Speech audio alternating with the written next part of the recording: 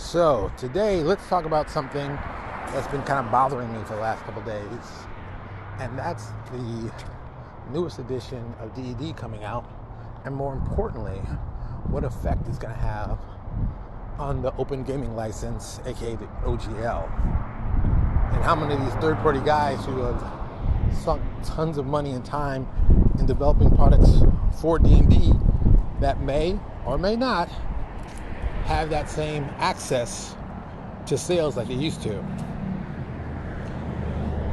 You see, I've been involved in third-party publishing well over 2 decades, and I put together stuff and sold it before the original update of Dungeons & Dragons 3rd edition.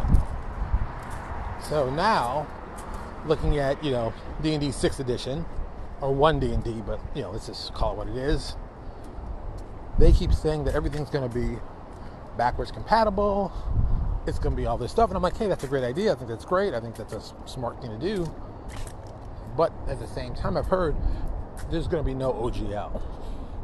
I got to admit, if there's going to be no OGL in the future, well, how's that going to affect the interest from people playing?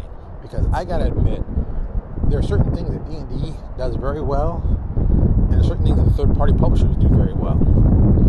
And to be so naive on D&D's part to maybe, put themselves in a dumb position, as in, hey, let's cut off these fans of ours who are making money from our product, which is always a good thing, and making, some people doing very, very well. Let's cut that out by not doing an OGL for this newest edition we're coming out with. I think that's going to have long-term repercussions they never thought of. I think we all agree that the creation of the OGL was a great idea that initially a lot of people balked at, but then quickly over time, people understood that, hey, this is a great thing and this could help everybody. So I think we're kind of in that good space to be for that. I also think that some people realize, that if WotC was to turn off the proverbial fountain of money that some people are making, at DM's Guild, this might be a shocking surprise. I mean, I know how it was when people went from 3.0 to 3.5 to 4.0. How many people left the industry who are doing stuff and making money?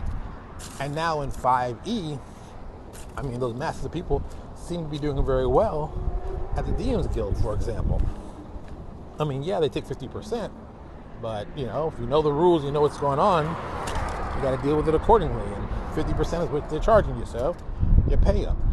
But to cancel the ability for these people to possibly doing that in the very near future is going to have, a kind of a shock on the market.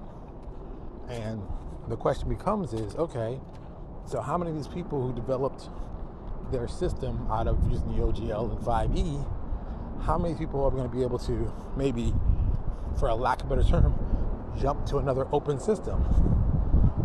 Pathfinder. What if these guys say, you know what? Let me see if I can build something with Pathfinder fan base. They're out there. They want to buy stuff. Pathfinder is a derivative of D&D, and they're probably not going to take away the license, so what can we do about that?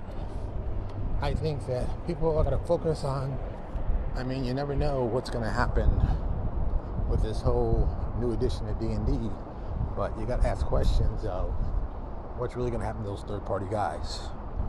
I hope some of them were smart enough to develop their own IP while developing these adventures.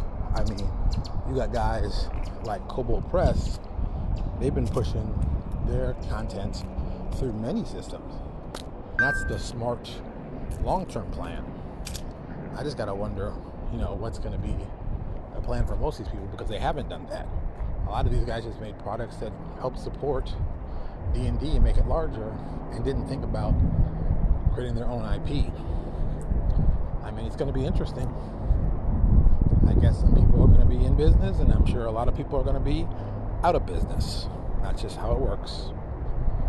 Thank you so much for listening. I really do appreciate it. If you like what you're hearing, do us a huge favor. Click the thumbs up below if you like what you heard, or click the thumbs down if you don't like what you heard. We're good either way. Thank you so much, and and I'll talk to you all later.